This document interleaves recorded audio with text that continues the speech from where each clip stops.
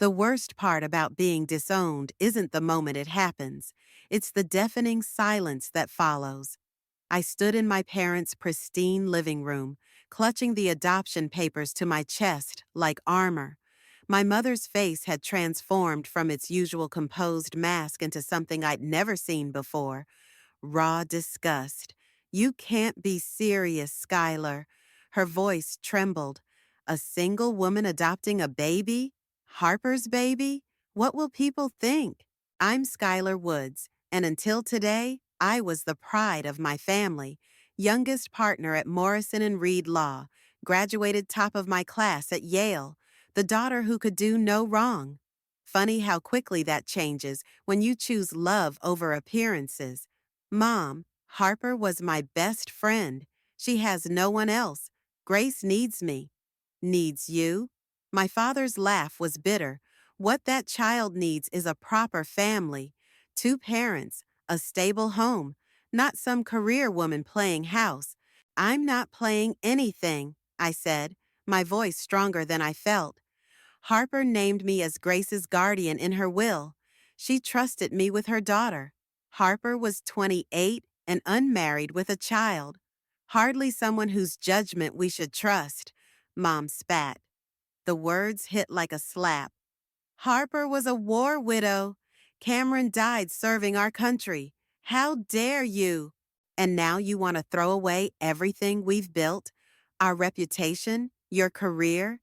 Dad stepped closer, his presence overwhelming. "If you do this, you're no daughter of ours." Maya's words from earlier echoed in my head.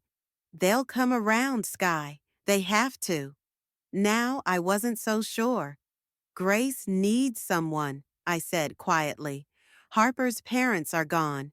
Cameron's dead. She has no one else." "Then let the system handle it," Mom said, her voice ice cold. "That's what it's there for." I unfolded the papers, hands shaking. "I've already signed them. The adoption is final next week." The silence that followed was absolute. Mom's face went blank, that perfect society mask sliding back into place. Dad turned away, staring out the window at their manicured lawn.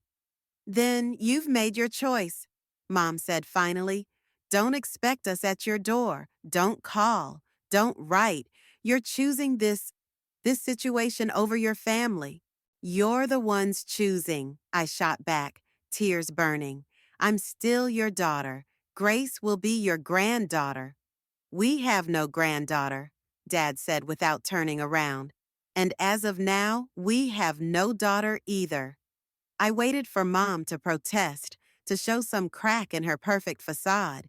She just picked up her tea, took a sip, and said, "You should leave now, Skylar." The drive home was a blur.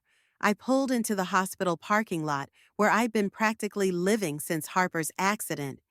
The NICU was quiet at this hour, just the soft beeping of monitors and the occasional whisper of nurses. Grace lay in her incubator, tiny and perfect, 6 pounds of hope and possibility. I pressed my hand against the plastic, watching her chest rise and fall. "Hey there, sweet girl," I whispered. "Looks like it's just you and me now. Rough day?" Sarah, the night nurse, appeared beside me. She'd been here through everything: Harper's final days, Grace's birth, the aftermath. "My parents disowned me," I said, the words still not feeling real.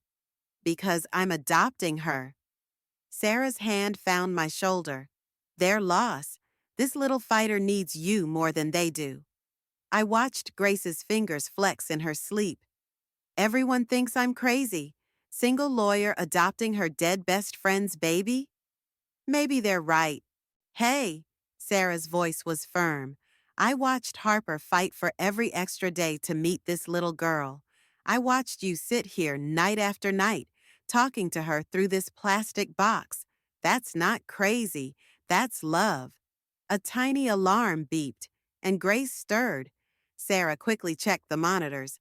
"Someone wants her midnight snack. Want to feed her?" I nodded, and soon I was settled in the rocking chair, Grace in my arms. As she took her bottle, her eyes, Harper's eyes, locked onto mine. Your mom chose me for this, I told her softly, and I choose you. No matter what anyone says, no matter how hard it gets, you're my daughter now. Grace's tiny hand wrapped around my finger, and in that moment, I knew. This wasn't about revenge against my parents' rejection. It wasn't about proving anyone wrong. It was about love, pure and simple. The kind of love that builds families, blood or not. My phone buzzed, probably Maya checking in. Instead, it was an email from the family lawyer. Subject line: Final warning, reconsider your actions.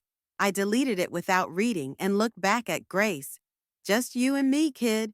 We're going to show them all what family really means. She blinked sleepily in response, and I held her closer, knowing the battle was just beginning.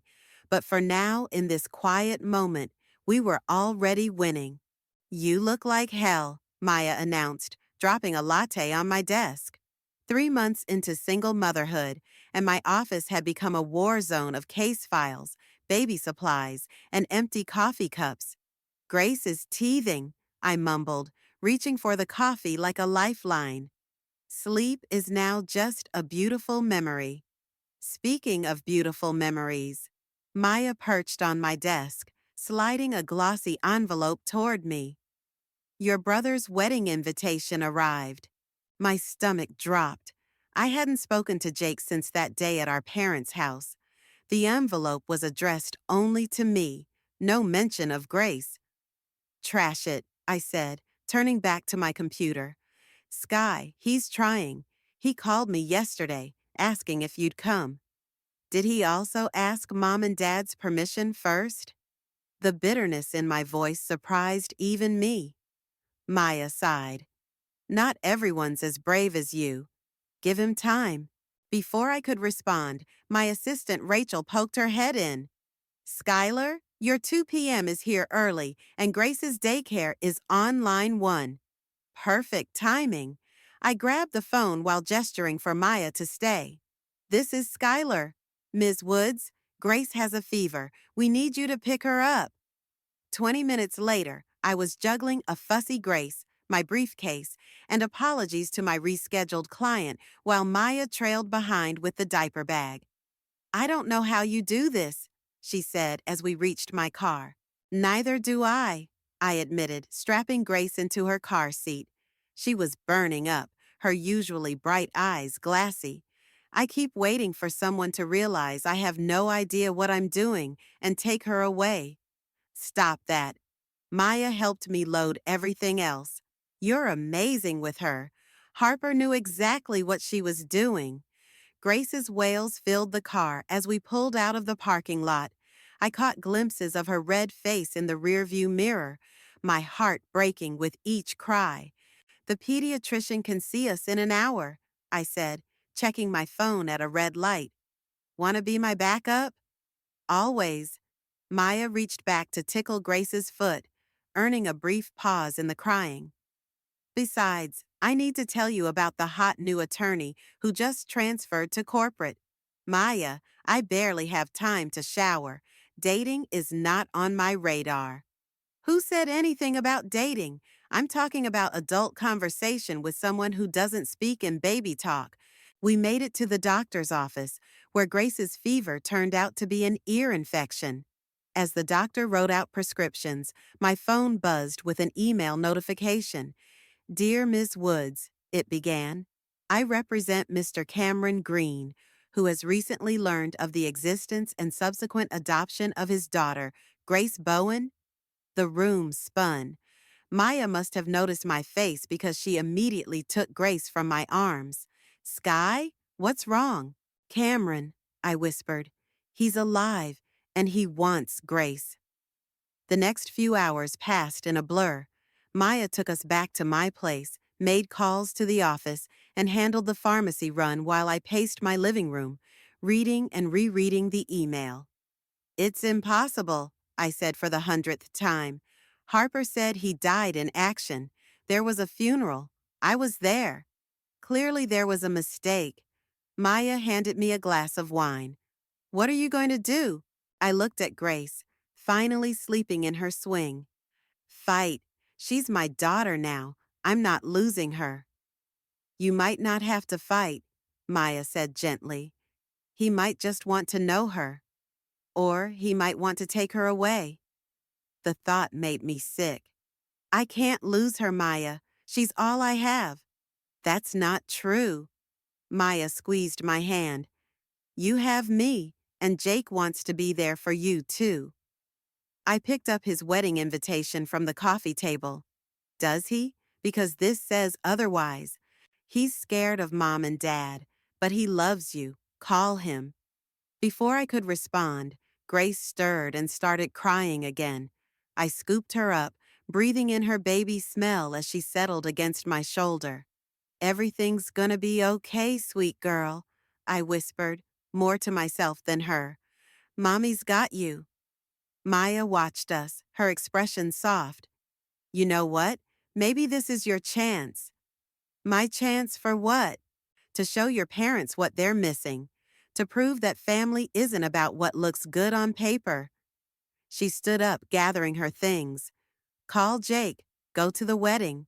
Show them all what they threw away.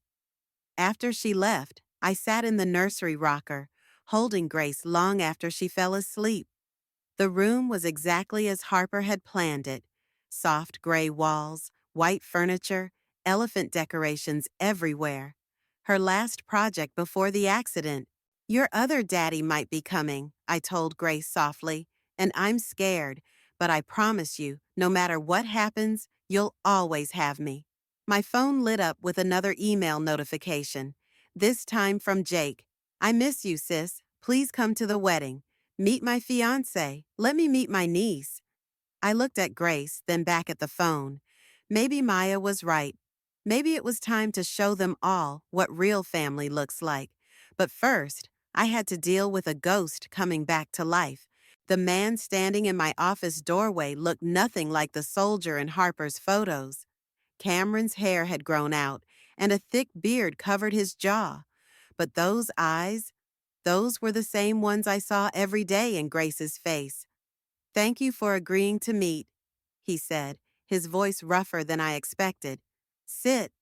I gestured to the chair across from my desk, grateful that Grace was safely at daycare.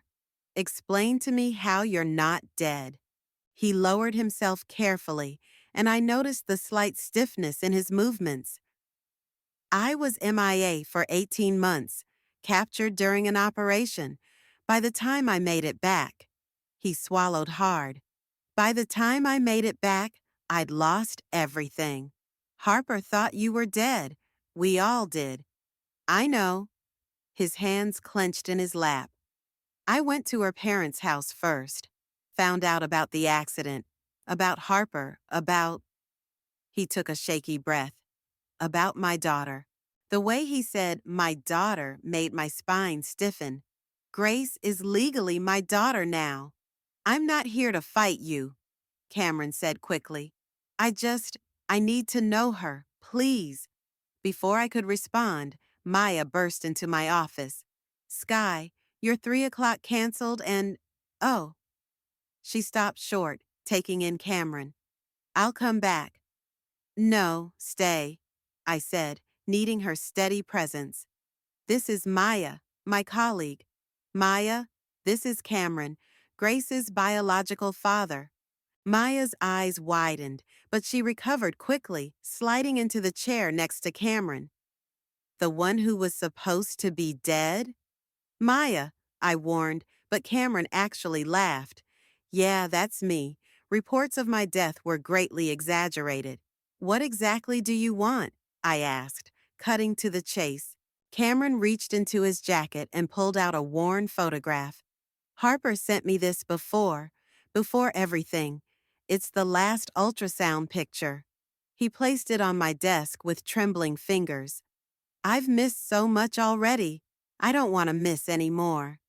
She looks just like you, Maya blurted out. When we both stared at her, she shrugged. What? She does. Same eyes. Can I see a current picture? Cameron asked softly. I hesitated, then pulled out my phone. The lock screen was Grace's latest photo, sitting in her high chair, covered in pureed carrots, grinning that gummy smile that melted my heart every time. Cameron's breath caught when I showed him.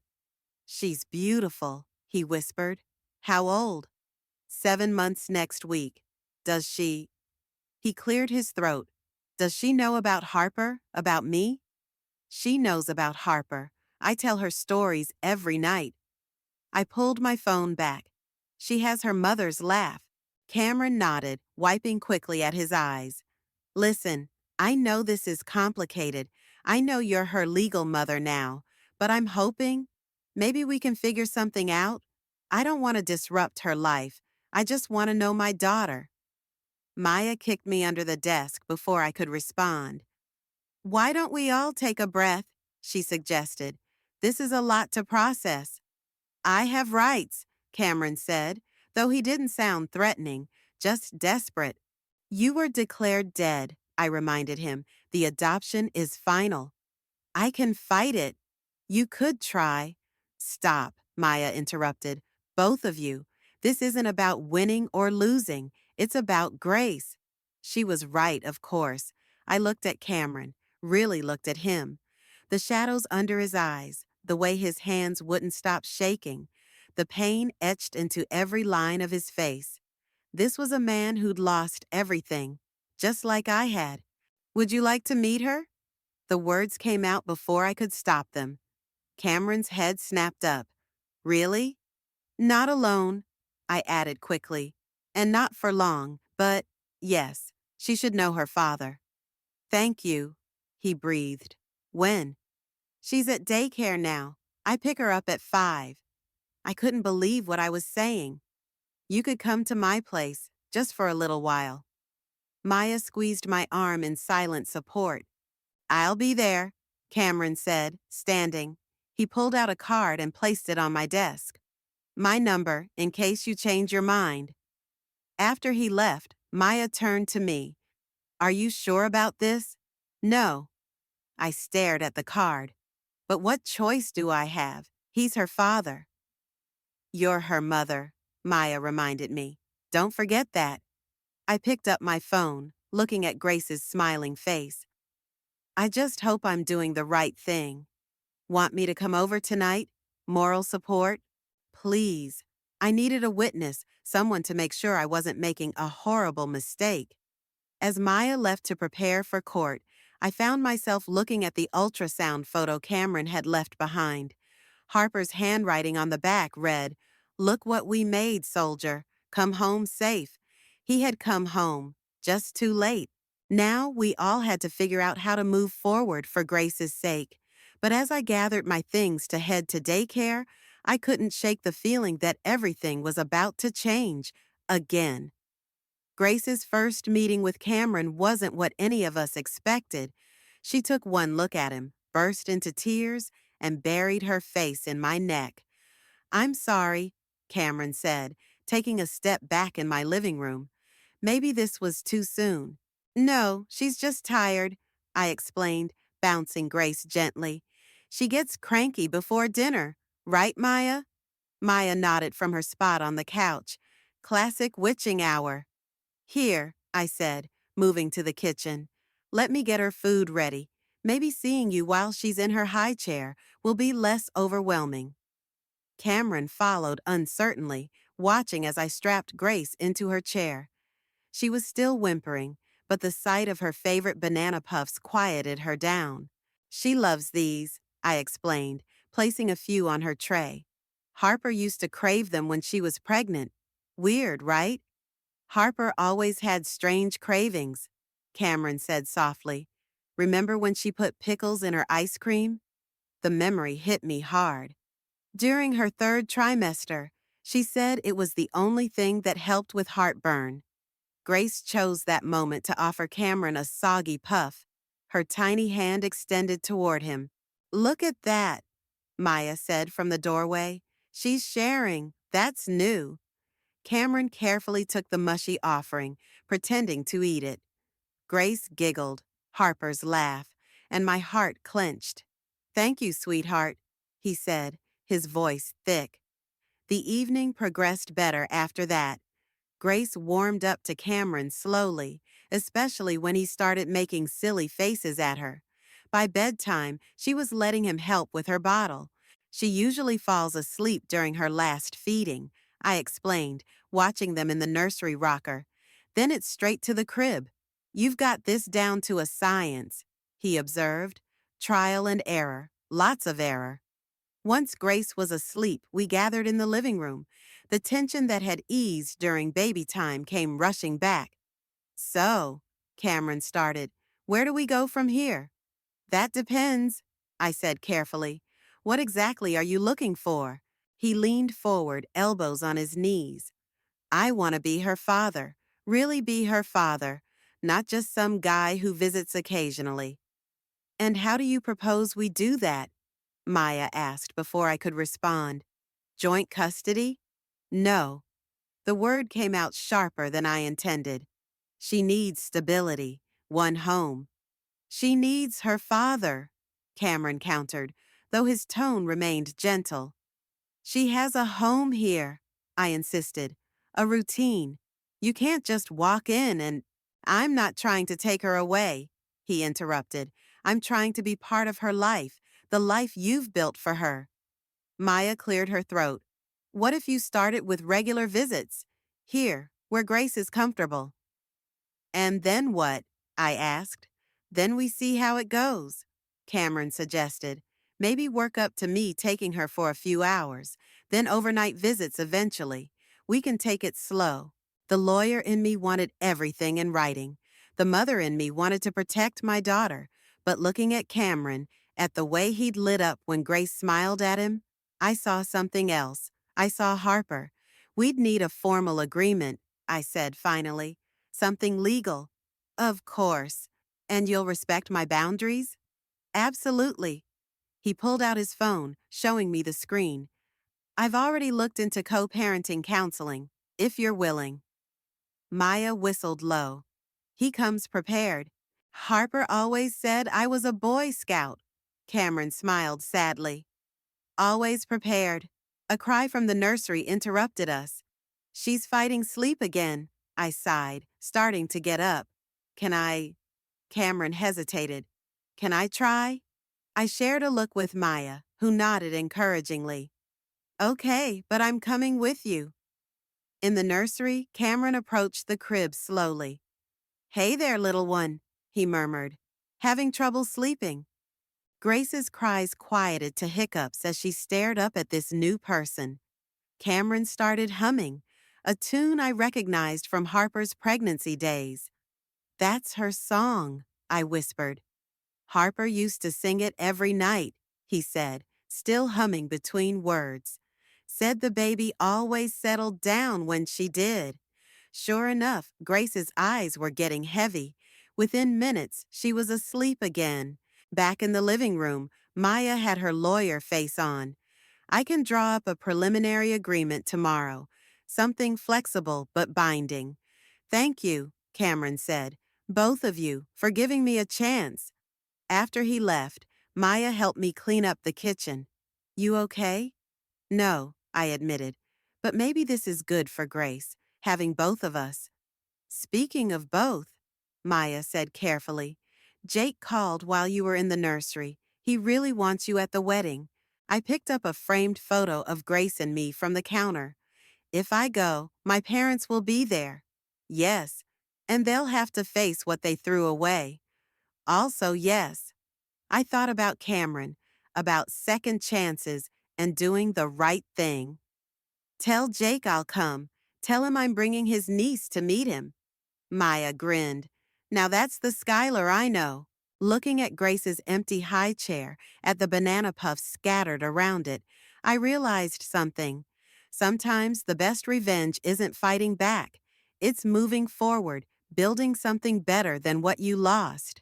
Maya, I called as she gathered her things. Will you be my +1 at the wedding? I think I'm going to need backup.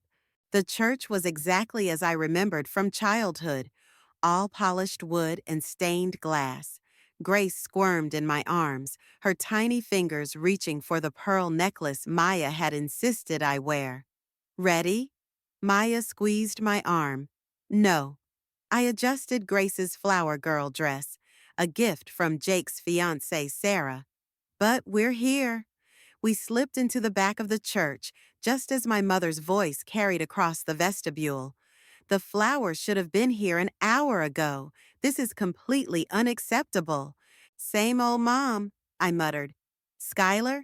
Jake appeared from a side door, still fixing his bow tie. He stopped short when he saw Grace. Oh my God. Hey, big brother. My voice wavered. Meet your niece. Jake crossed the space between us in 3 strides, wrapping us both in a hug. I'm so sorry, he whispered. I should have stood up to them. I should have. Later, I cut him off, hearing Mom's heels clicking closer. We should find our seats. Wait. Jake touched Grace's cheek gently. She looks just like Harper. Jake, Mom's voice cracked like a whip. The photographer needs. Oh. The temperature in the church seemed to drop 10 degrees. Mom stood frozen, her perfect makeup unable to hide her shock. Lauren, Maya said coolly, stepping slightly in front of me. What is she doing here? Mom's voice shook. I invited them, Jake said firmly. It's my wedding, Mom. I want my sister here, and my niece. Grace chose that moment to let out a happy squeal, reaching for Jake's shiny bow tie. She likes you, I said softly. Mom's face hardened. This is inappropriate. Today is about Jake and Sarah, not your situation. Mom, Jake started, but I cut him off. We're here as family, I said, meeting her eyes. Whether you like it or not. Everything okay? A new voice joined us. Cameron appeared, looking sharp in a suit. Sorry I'm late. Traffic was. What is he doing here? Mom's voice rose dangerously. I invited him too, Jake said. He's Grace's father. We've been getting to know each other. Mom's face went from red to white. You've all lost your minds. This is a respectable event, not some modern family circus. Is there a problem? Dad appeared behind Mom, stopping short when he saw us all. Grace reached out toward Cameron, who took her smoothly from my arms. The practiced move spoke of the past 2 months of co-parenting, of learning to work together. Look at them, Jake said quietly. Look at your granddaughter. Really look. Dad's eyes fixed on Grace, who was now playing with Cameron's tie clip. Something flickered across his face. Recognition, maybe regret. She has Harper's smile, he said softly. John, Mom hissed. Lauren, enough. Dad's voice was tired. She's our granddaughter. She's a mistake, Mom snapped. This whole situation is Mrs. Woods? Sarah appeared in her wedding dress, radiant and completely oblivious to the tension. The coordinator needs you for, oh, Skylar, you came. She hurried over, hugging me tightly before cooing at Grace. There's my flower girl, though I guess she's a bit young to actually throw petals. Sarah, Mom started, but Sarah wasn't finished. I'm so glad you're all here. Jake's been miserable without his sister. She turned to Cameron. And you must be Cameron. Jake's told me all about you. We'll have to get together for dinner soon. The simple acceptance in her voice seemed to deflate Mom's anger. She looked around, at Jake's determined face, at Sarah's genuine warmth, at Grace reaching now for her father. The ceremony starts in 10 minutes, she said stiffly. Try not to make a scene. She turned on her heel and left, Dad lingering behind. She'll come around, he said quietly. Just give her time. After they left, Jake let out a long breath. Well, that went better than expected. No one actually died. The day's still young, Maya quipped. Sarah laughed, then turned serious.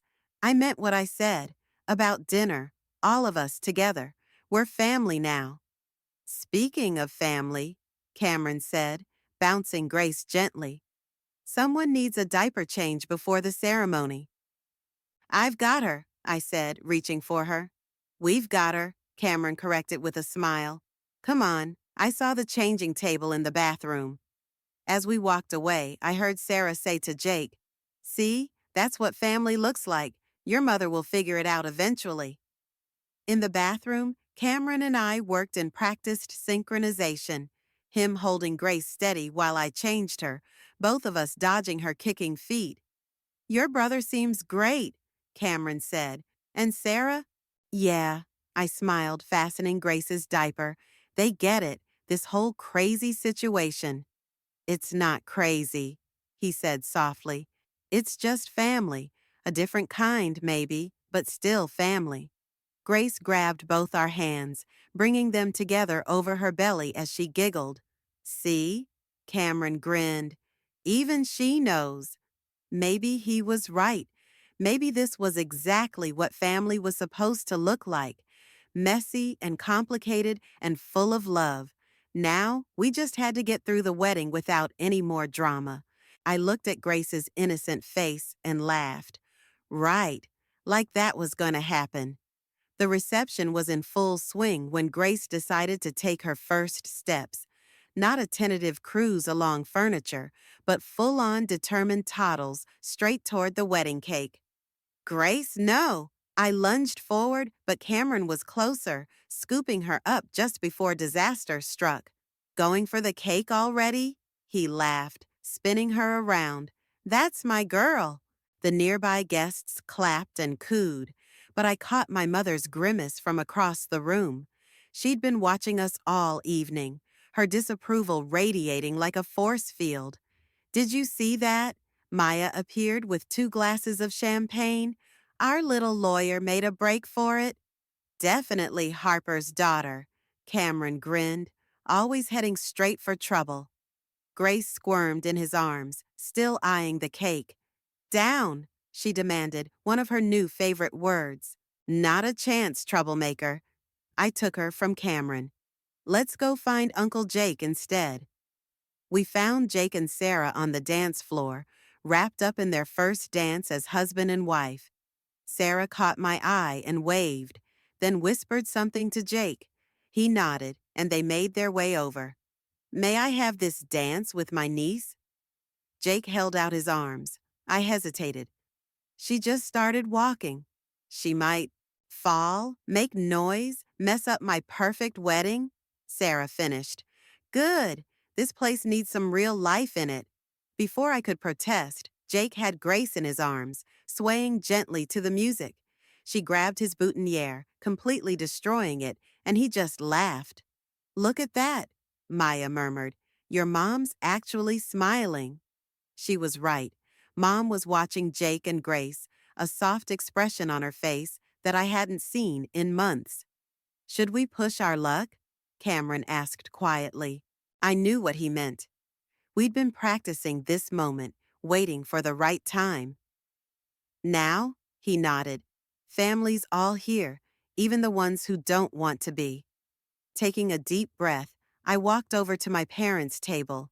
Mom, Dad, there's something you should see. Dad stood immediately. Mom took longer, smoothing her dress as if preparing for battle. Grace has something to show you, I said, gesturing to where Jake was still dancing with her. If you're interested. They followed me to the dance floor. Jake saw us coming and set Grace down, keeping hold of her hands. Ready, sweetheart, Cameron called. Show everyone what you can do. Grace looked between Cameron and me, then at Jake, who released her hands. She stood wobbling for a moment, then took one determined step, then another. Come to Mommy, I encouraged, kneeling down. She took 3 more steps toward me, then veered suddenly toward my parents. Dad instinctively reached out as she stumbled, catching her before she fell. The room went silent. Grace looked up at my father, then reached for his tie, just as she had with Jake's. Up! Dad's hands trembled as he lifted her. Hello, little one. That's the first time she's walked so far, I said, my voice thick. She's been practicing. She's very determined, Cameron added, moving to stand beside me. Like her mother, both of them. Mom's hand flew to her mouth as Grace patted Dad's cheek. John, she whispered. I know, Lauren. Dad's voice was rough. I know. Maya appeared with her phone, snapping pictures. First steps at her uncle's wedding. That's going in the baby book. Baby book? Mom's voice was faint. I have one for her, I said, like you kept for me and Jake, with all her firsts, her milestones, pictures of her family. All her family, Cameron emphasized. Dad bounced Grace gently, making her giggle. Lauren, he said quietly, look at her, really look. Mom stepped closer, hesitant. Grace immediately reached for her pearls. No, sweetie, I started, but Mom shook her head. It's okay. She touched Grace's hand gently. I used to let you play with them too, when you were small. The music changed to something slower. Jake and Sarah joined our little group, creating a protective circle around this fragile moment. Would you like to dance with your granddaughter? Sarah asked softly. Mom's eyes filled with tears. I don't deserve. Yes, you do, I interrupted, and so does she. Dad carefully transferred Grace to Mom's arms. She stood stiffly at first, then began to sway slightly to the music. She looks just like Harper, Mom whispered. But she's got Cameron's eyes, I said, and Harper's laugh, and somehow she's still completely her own person. She's perfect, Dad said. Cameron cleared his throat.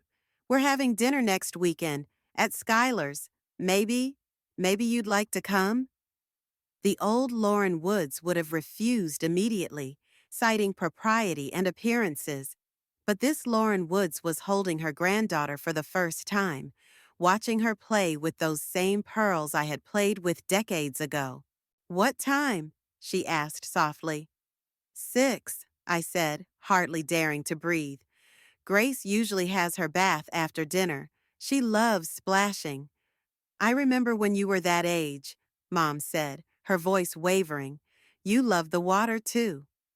Grace chose that moment to plant a wet kiss on Mom's cheek, leaving a smear of cake frosting we hadn't managed to clean off.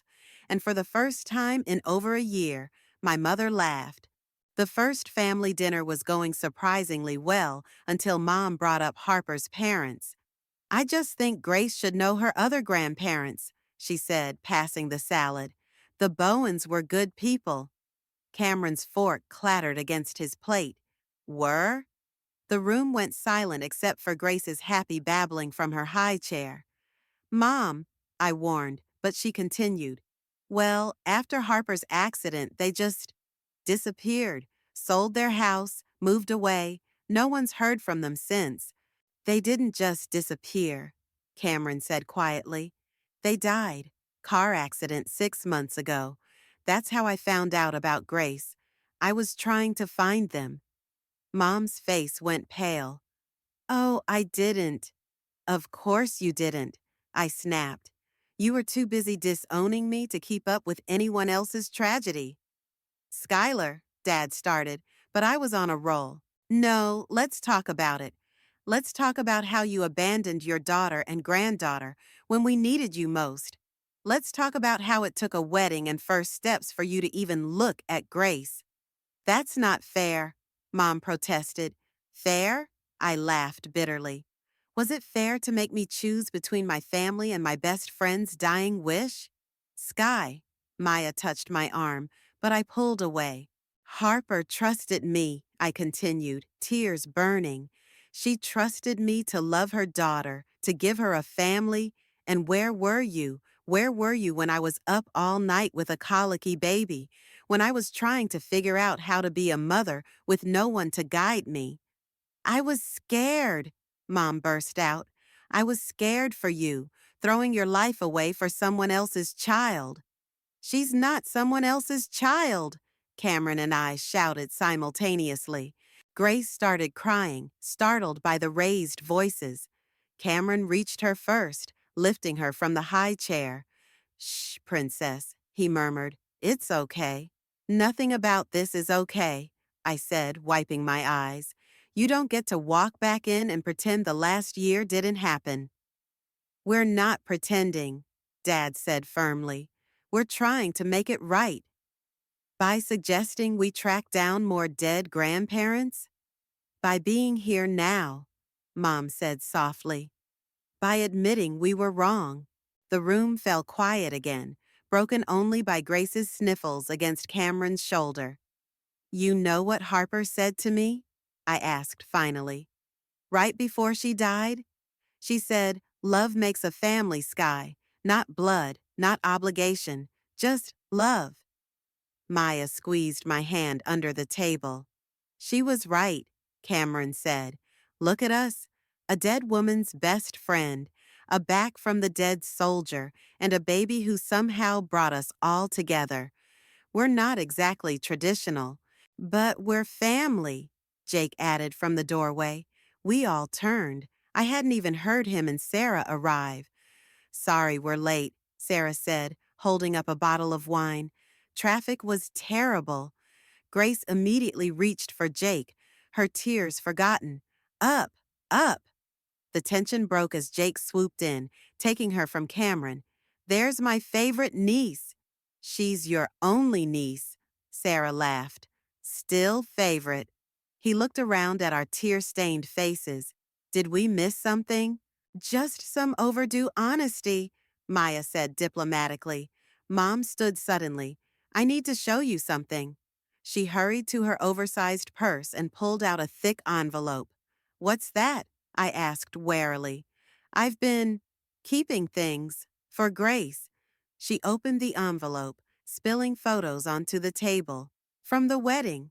And I found some old pictures of Harper from when you were kids. I picked up one photo. Harper and me at 16, covered in mud after a failed attempt at soccer. You kept these? I kept everything, Mom whispered, even when I was too proud to admit I was wrong. I kept everything. Cameron leaned over my shoulder, looking at the photos. Is that Harper at prom? Junior year, I nodded. She wore yellow because everyone said it was impossible to pull off. That sounds like her.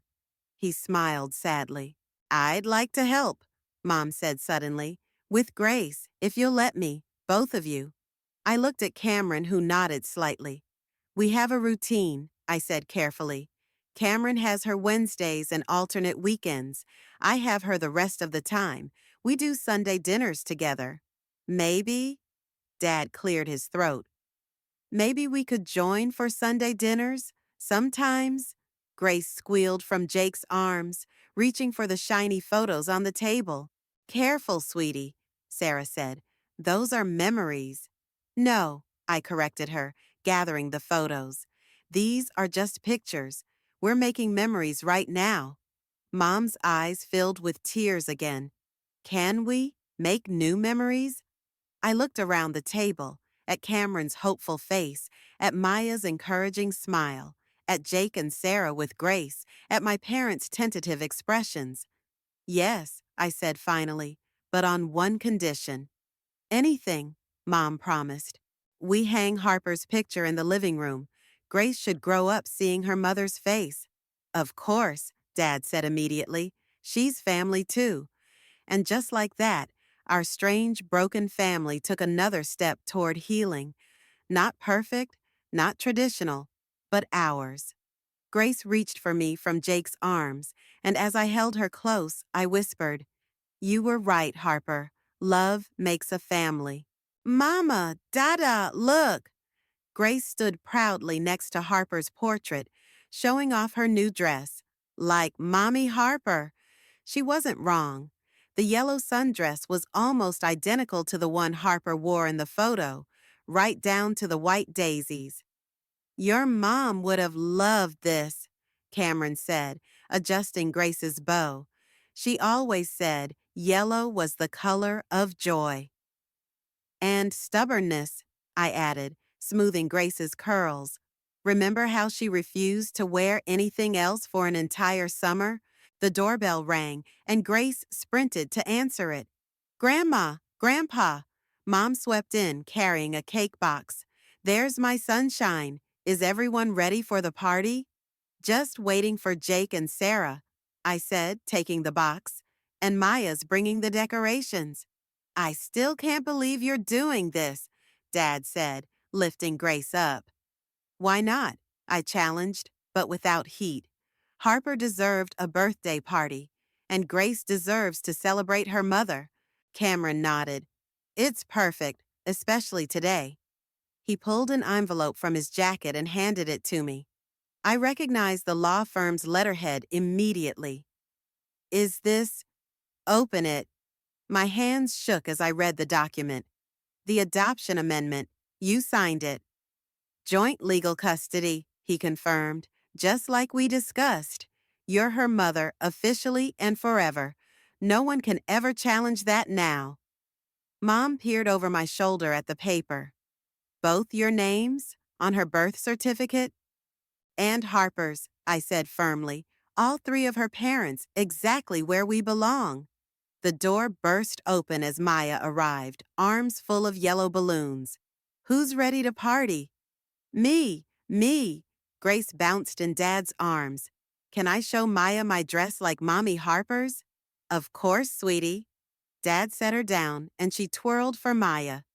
Perfect timing, Jake called from the doorway, Sarah beside him with their newborn son. The whole family's here. Not quite, I said softly, touching Harper's picture, but close enough. Mom started arranging food on the table, while Dad and Cameron hung streamers. Maya and Sarah cooed over both babies, and Jake documented everything with his camera. Sky? Grace tugged at my sleeve. Can I give everyone their special thing now? Sure, baby. Get the box from your room. She returned with a shoebox decorated in yellow paper, carefully distributing envelopes to everyone. What's this? Mom asked, opening hers. Pictures, Grace announced proudly. Mama and Dada helped me pick special ones for everybody. Each envelope contained a photo of Harper with the recipient, along with a recent picture of Grace recreating the same pose or activity.